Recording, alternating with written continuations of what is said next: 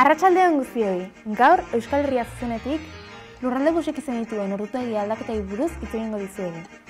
Horretarako Aretxabaleta eta Arrasatera gerturatu gara, herritarren iritzia jasotzeko.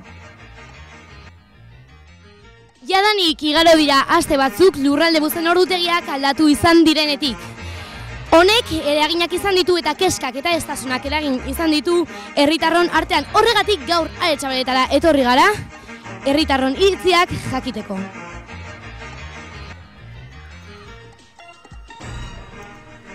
Kaixo, zuk bus erabiltzen duzu? Bai, erabiltzen dut. Eta zer uste duzu, lurralde buzen ordutegien aldaketak eraginak izan ditu zure egunerokotasunean?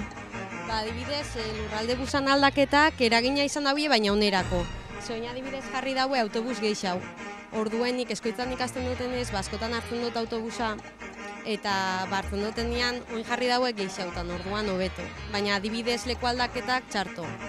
Ze lehen hartzen gauen busa hor, eta baina aldatu daue, nire etxetik asko beurrin hau da, orduen mobirubinaz asko begeiago, orduan hortik txarto. Eta gero aparte bai jarri daue hor, beste parada bat lausita onduen, baina ez da muten paradia bez. Osake, ez dakit. Orduan zer egingo zenukezu egoera hau hobetzeko? Ba, ni zabalduko nagoen berriz erdiko kalia, eta leheneuen moruen jarri, dana. Ordutegixak holan itxi, baina leku aldaketia normal jarri.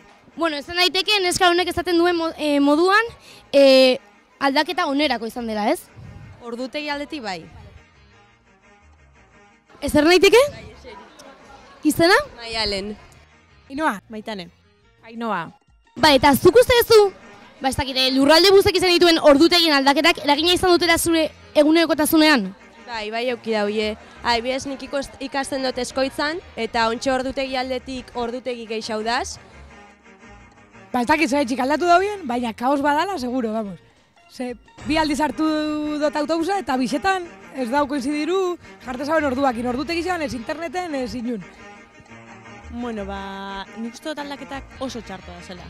Ze, ipini daue autobus gehiago berez ordutegiak handitu indaue, ez? Baina ordutegiak txarrabok diaz igual hartzeko beste autobus batzukin eta horrela ez dauen kajetan igual.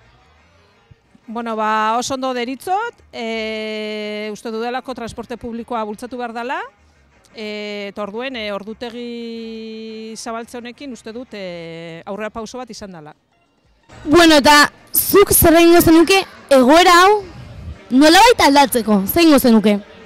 Ordutegixak adibidez esan dute moduen, ondo petzeta jat, baina geltokixak oso txarto daz jarritxa. Orduen ningo nahuena da berriz jarri betiko geltokixak, eta hola segitxi.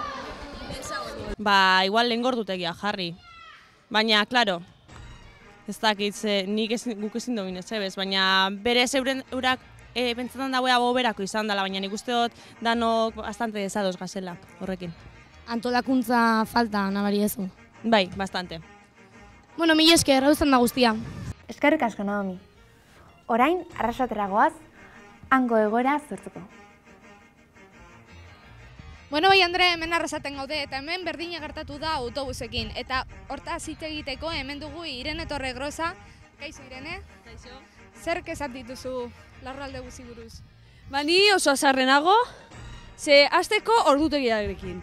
Ni egunero nator, Durangotik, eta lurralde busak asko aldatu ditu ordutegiak. Hasteko autobusa 7 eta 20etan heltzen zen, eta, claro, ni Durangotik 7 eta 4etan heltzen naiz.